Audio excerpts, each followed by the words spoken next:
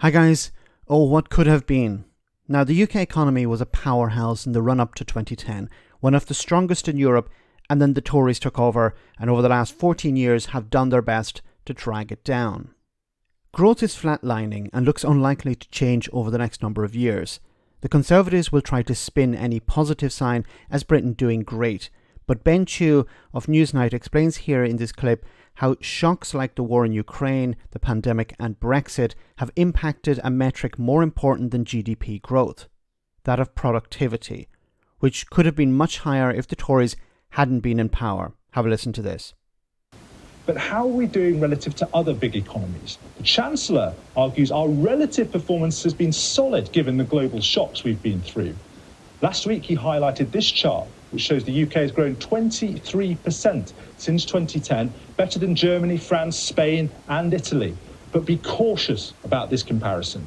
The UK's relative outperformance has been heavily driven by population growth. What determines the economic things most of us actually care about are incomes and wages. It's not overall GDP, but productivity growth, how much we're producing per worker or per hour worked. So let's use Newsnight's global tracker to take a look about how we're doing here. This is the output per hour productivity of other G7 countries since 2010. And here's the UK's performance. So better than France and Italy, but quite a lot worse than Germany, the US, Canada and Japan. But economists say there's another key point to appreciate about the UK's productivity performance since 2010, when Labour last left office. The significant slowdown relative to those preceding years. Here's the UK output per hour growth between 1997 and 2010. We were second only to the US in that period. So on productivity, we've been doing worse after a period when we were doing better. That's unfortunately a pretty sobering tale for the last 13, now 14 years of the Conservative government.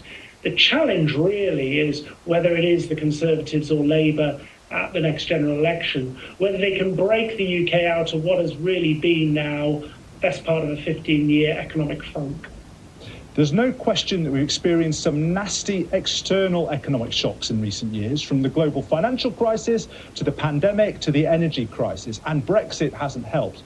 But even allowing for all of that, most economists do not look back upon the past 13 years as a period of economic success for the UK. And they do think there's an overwhelming case for whichever party forms the next government to urgently find ways to do better.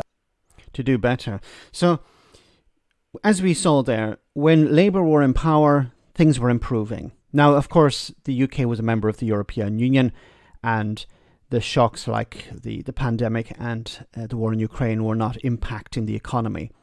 But even with those things stripped out, the UK would have been doing a lot better than if, over the last 14 years, if somebody else was in power. So the Tories are, by design, destroying the economy. They're destroying the NHS. They're destroying the social safety net.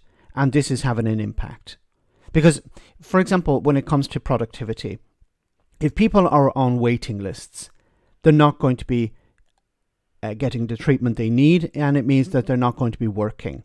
They're going to be relying on benefits. So that means that productivity is going to go down.